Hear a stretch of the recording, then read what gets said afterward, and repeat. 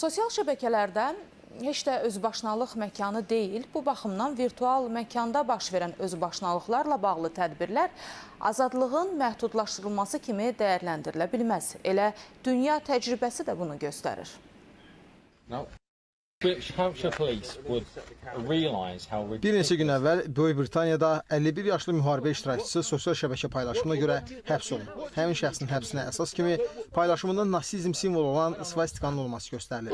Maraqlı məqam isə ondan ibarət ki, indiyə qədər sosial şəbəkələrə fərqli prizmadan yanaşan, onu insan hüquq və azadlıqlarının bir parçası tək qəbul edən Qərbin özü də artıq sosial şəbəkələrdəki xaosun qarşısını almağa çalışır.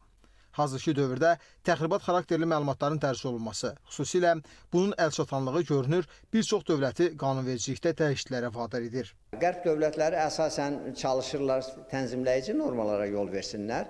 Amma onlarda deyək, repressiv qaydalar da istisna deyil. Məsələn, deyək də, Almaniyada şirkətlər fake news'a görə 57 milyon avroya qədər cərimə oluna bilərlər. Hüquqi şəxslərin, fiziki şəxslərin də məsuliyyəti nəzərdə tutulur. Amma bir çox dünyanın dövlətləri var ki, məsələn, deyək, Filippin, İndoneziya və s. dövlətlər orada cəzalar nəzərdə tutulur. 5 ilə qədər cəza və s. Sosial şəbəkələrin yaratdığı problemlərlə mübarizədə Avropa ölkələri xüsusi həssaslıqla seçilirlər. Məsələn, Almaniya hökuməti uzun müddət virtual məkanda baş verə biləcək təxribatların qarşısını almaq üçün mütəmadi olaraq həmin sosial media resursuna girişi məhdudlaşdırır.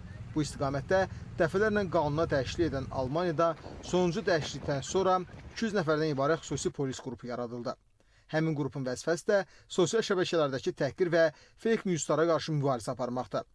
Almaniyanın ardınca Birləşmiş Krallıq da bu sayədə yeni qanunlar tətbiq etməyə başlayıb. Qərbdə uzun müddət tərəddüd var idi ki, sosial şəbəkədə təhqirə necə yanaşaq? Bunu real həyatdakı təhqirlə və rəsmi mediadakı, belə peşəkar mediadakı təhqirlə bərabər tutmaq istəmirdilər. Artıq sosial şəbəkədə azadlıqdır, sosial şəbəkədə sərbəst fikir istədiyini deyə bilərsən. Bu yanaşma Avropada qatlanır və sandığa qoyulur.